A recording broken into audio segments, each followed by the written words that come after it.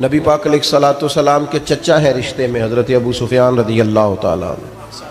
فرماتے میں ابھی مسلمان نہیں ہوا تھا تو حضور نے جب خطوط لکھے نا مختلف بادشاہوں کو، تو ہرقل بادشاہ کو بھی نبی پاک علیہ السلام کا خط گیا، تو وہ بڑا سیانہ بندہ تھا۔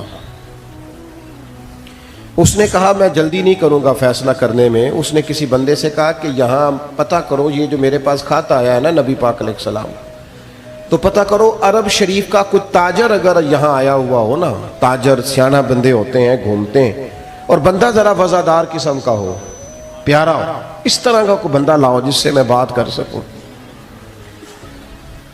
تو ابو سفیان کہتے ہیں میں ان دنوں تجارت کرنے گیا ہوا تھا، مجھے وہ پکڑ کے بادشاہ کے پاس لے گئے۔ بادشاہ نے مجھے پوچھا کہ آپ کون ہیں؟ میں نے ایک تو بتایا میں عرب کا سردار ہوں، اور یہ بھی بتایا کہ نبی پاک علیہ السلام رشتے میں میرے بھتیجے ہیں۔ کہتے اس نے پھر بڑے سوالات کیے، تو چونکہ میں اس وقت دوسرے گروہ میں تھا، مخالف گروہ میں، تو جب بندہ مخالف ہوتا ہے تو وہ حق میں دلیلیں تو نہیں نہ دیتا۔ کہتے جتنی انہوں نے باتیں پوچھی، چونکہ میں مخالف گروہ میں تھا تو میں نے دلیلیں اسی طرح کی دی۔ بات چونکہ صرف موضوع کی کرنی ہے، ابو سفیان کہتے کئی باتیں ہوئیں، تو آخر میں اس نے مجھ سے ایک بات پوچھی بادشاہ نے۔ اس نے کہا کہ یہ بتائیں یہ جنہوں نے دعویٰ نبوت کیا ہے کیا کبھی انہوں نے جھوٹ بھی بولا؟ یہ میری بات کو آپ غور سے سمجھیں، اس وقت مخالف تھے، ابھی مسلمان نہیں ہوئے۔ کہتے ہیں تھوڑی دیر کے لیے میں نے کہا کہہ دوں، پھر سوچا یار یہ تو عرب کی وفاداری کے خلاف ہے۔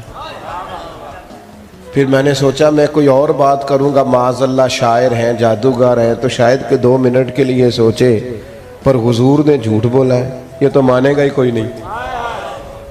کہتے میں سوچ رہا تھا تو بادشاہ پھر دوبارہ بولے، کہنے لگے سردار بتاتے کیوں نہیں، کیا کبھی انہوں نے جھوٹ بھی بولا ہے؟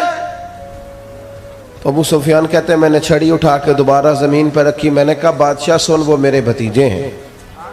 گویا کہنے لگے کہ وہ میرے سامنے ان کی ولادت ہوئی، میں نے انہیں ماں کی گود میں بھی دیکھا، دادا کے کندھوں پہ بھی دیکھا، چچا کے گھر میں بھی دیکھا، سیدہ ختیجہ کا دولہے بنے بھی دیکھا، ان کی گود میں 4 شہزادیوں کو کھیلتے بھی دیکھا۔ میں نے دیکھا کہ میرے سامنے کریم محبوب کے مقدس بال سفید ہوئے، مخالفت اپنی جگہ پر، لیکن بادشاہ ایک بات حق ہے کہ اس محبوب کی زبان سے جب بھی جملہ نکلا حق اور سچی نکلا ہے۔ اسیر دشمن کی چاہ میں بھی، مخالفوں کی نگاہ میں بھی، وہ امی ہے، صادق ہے، معتبر ہے، میرا پیغمبر عظیم تر ہے۔